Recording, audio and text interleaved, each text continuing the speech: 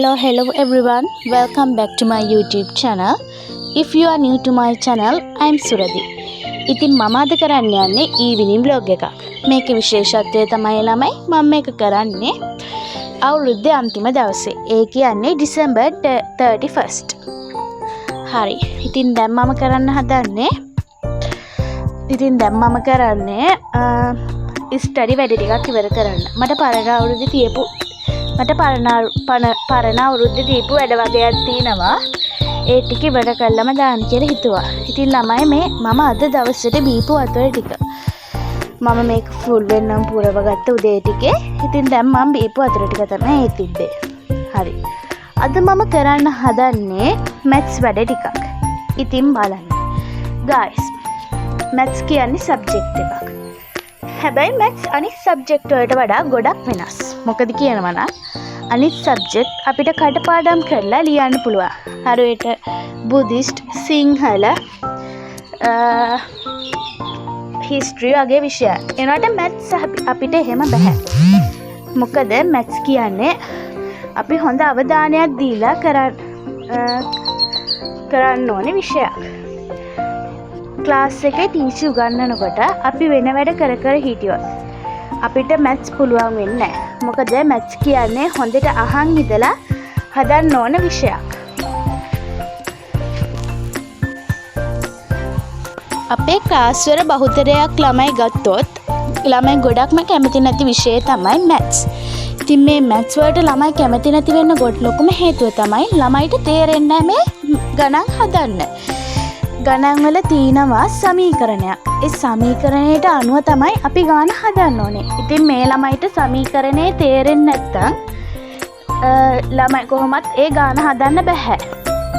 මේ සමීකරණේ තේරෙන්නේ නැති ලොකුම හේතුව තමයි ක්ලාස් එකේ ටීචර් උගන්වනකොට අපි ඒකට අවධානය දීගෙන නෙමෙයි ඉන්නේ. ඒක තමයි මැත්ස් බැරි වෙන්න ලොකුම හේතුව.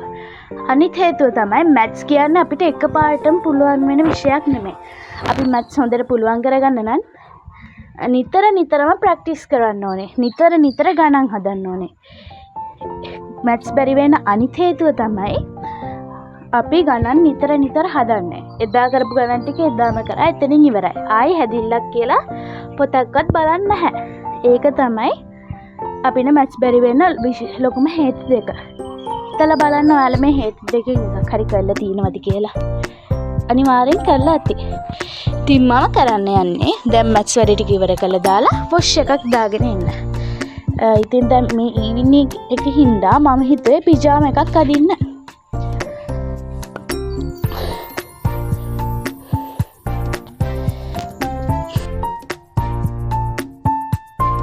වොෂ් එක දාගෙන ආවට පස්සේ මම හිතුවේ මගේ ස්කින් කෙයාර් ටික කරගන්න.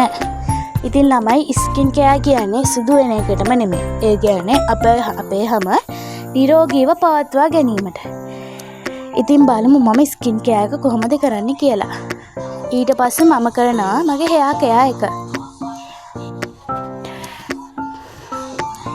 ගෑනු ළමයිගේ ලස්සනටම තියෙන්න ඕනේ දෙයක් තමයි හෙයා එක කියන්නේ. හෙයාගේ ලස්සනට පිරිසිදුව බලාගන්න එක හැම ගෑනු ළමයිගේම වගකීම. මම නම් ඉතින් හැමදාම කොණ්ඩේ ගොතලා තමයි ඉතින් ඉන්නේ.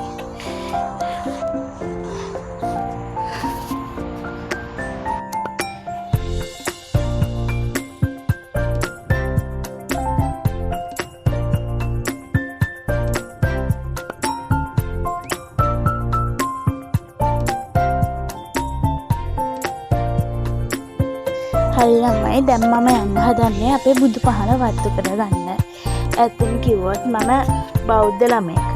අපි බෞද්ධ වුණාට අපි අනිත් ආගම් වලටත් ගරු කරන්න ඕනේ නේද?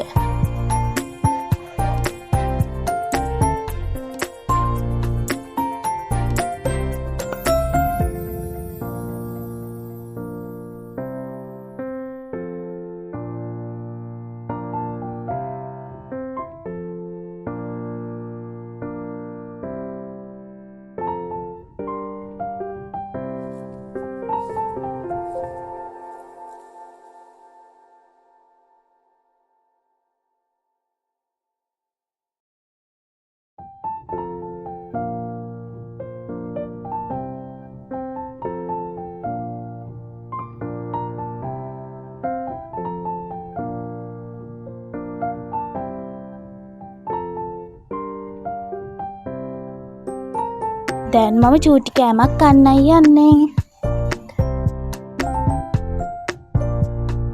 මේ ක්ලිප් එක ගන්නකොට නම් ළමයි ගොඩක් රෑ වෙලාව 8ට විතර කිට්ටු ඇති. ඉතින් දැන් අපි හදන්නේ අපේ ඩිනර් එක ගන්න. අපි අද ඩිනර් එකට ගෙදරින් පිට කෑමක් ගෙනාවේ. රයිස් ගෙනාව කඩෙන්.